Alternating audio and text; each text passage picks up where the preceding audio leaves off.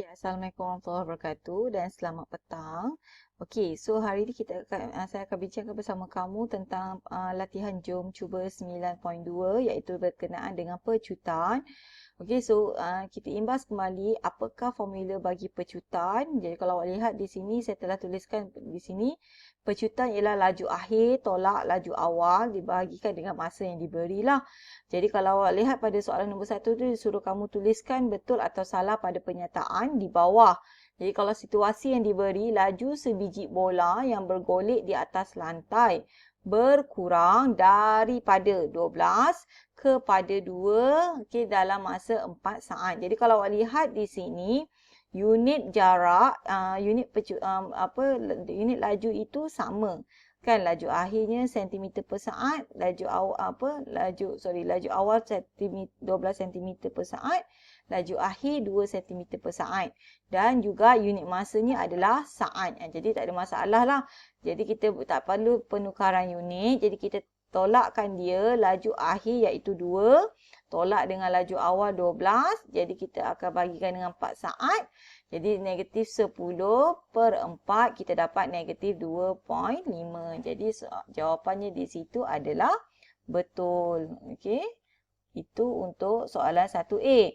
Kemudian 1B, dia kata sebuah trailer memecut daripada 90.5 kepada 123 dalam masa 3/4 jam. Jadi kalau awak lihat di sini, unit itu sama. Okey, jadi tak ada masalah lah. Cumanya unit yang diberi 3/4 jam dalam bentuk pecahan. Jadi kamu boleh tukar, mudahkan kamu untuk bahagi, kamu tukarkan kepada perpuluhan dahulu. Jadi 123 iaitu laju akhir tolak laju awal. Perkan dengan masa yang diberi, kamu akan dapat 43.33. Okey, jadi ini jawapannya adalah tidak betul lah, salah lah. Okey, sepatutnya adalah positif. Alright, kemudian kita lihat pada C. Sebiji kelapa jatuh dari atas pokok dengan kelajuan 7 meter per saat dalam masa 0.71 saat. Jadi, laju akhir kita, laju akhir kita adalah 7 lah. Tetapi laju awal, kalau awak lihat di situ, dia tak bagi tahu kan. Tapi kita tahu bahawa kelapa bila sebelum dia jatuh, dia dalam keadaan pegun. Kita dah bincangkan pada kelas yang lepas. Bila pegun maksudnya laju itu kosong. Jadi bila laju tu kosong, 7 tolak kosong, 7 bagi 0.71, kita dapat 9.86. Okey, so betul lah di situ. Alright, kemudian kita tengok pada D pula. Okey, Puan Mages memperlahankan keretanya daripada 80 kepada 60. Okey, kepada 60 dalam masa 0.5 jam. Jadi maksudnya laju akhir dia adalah 60, laju awal adalah 80. So kat sini kita akan dapat negatif 40. Okey, negatif 40. Tetapi kalau awak lihat di sini, dia tulis kat sini 40 sahaja. Maka jawapannya adalah salah. Okey, jawapannya adalah salah. Boleh jelas untuk soalan nombor 1 tu. Alright, kita teruskan kepada soalan nombor 2. Soalan nombor 2 ni direct bagi saya direct lah. Hitung pecutan bagi situasi di bawah. Sebuah kereta memecut daripada 60 kepada 110 dalam masa 30 minit. Jadi menggunakan formula laju akhir tolak laju awal. Okey, kemudian bahagikan dengan masa. So, kalau awak lihat di sini, unit yang diberi iaitu unit masa itu dalam minit kelas.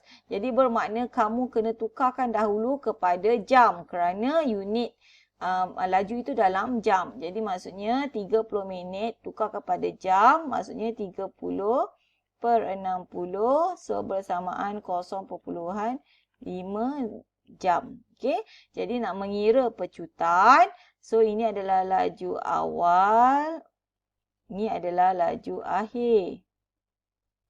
Okey, jadi maksudnya 110 tolak 60 bahagikan dengan 0.5. Okey, so kita lihat berapa jawapan dia.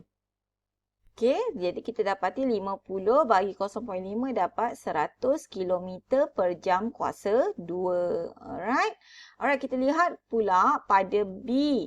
Okey, dia kata laju sebuah bot berkurang daripada 70 km per jam kepada 40 dalam masa 5 minit. Sama juga tadi kerana kamu kena tukarkan dahulu unit itu.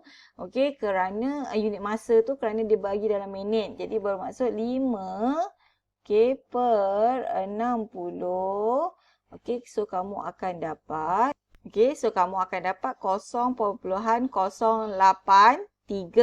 So, pecutan, laju sebuah bot berkurang. So, bila berkurang laju awal dia 70, laju akhir 40. So, kita buat 40, tolak 70, perkan dengan 0.083 jam. Ni tadi jam kan? Jadi, kita lihat berapa jawapannya. So, kita akan dapat 360 km per jam kuasa 2 lah.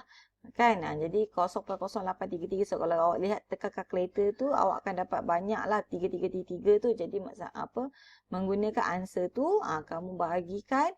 So, kamu akan dapat 360 km per jam kuasa 2.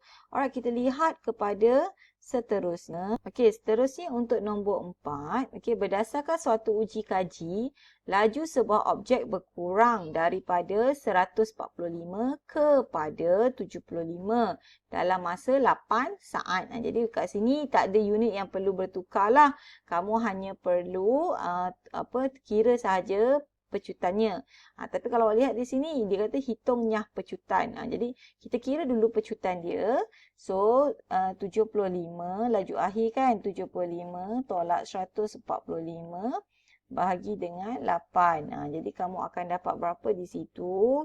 Kita tengok. Alright, so bila kamu dapati di situ 75 tolak 145 dapat negatif 70 per 8. Jadi kamu akan dapat di situ negatif 8.75 cm per saat kuasa 2.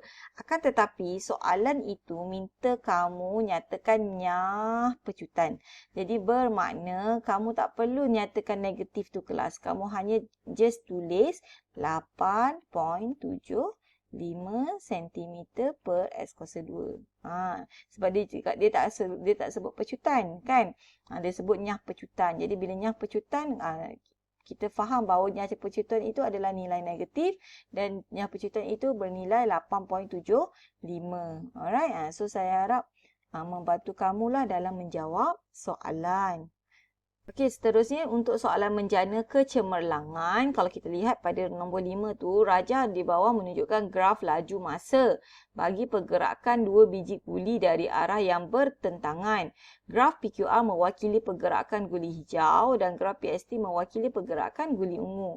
Kedua-dua guli itu melalui laluan yang sama. So, kalau lihat di pertamanya soalan tu dia kata hitung pecutan guli hijau dalam masa 2.6 minit pertama. Jadi pecutannya di situ laju akhir. Kalau awak lihat kan 2.6 minit pertama. Jadi kalau daripada 0 ke 2.6, guli hijau, hijau lah, iaitu laju akhirnya adalah 1. So 1 tolak laju awalnya adalah 0. Perkan dengan 2.6 minit. Jadi unit masa dia tidak berubah. Jadi kita boleh terus bahagi saja, tak perlu penukaran unit.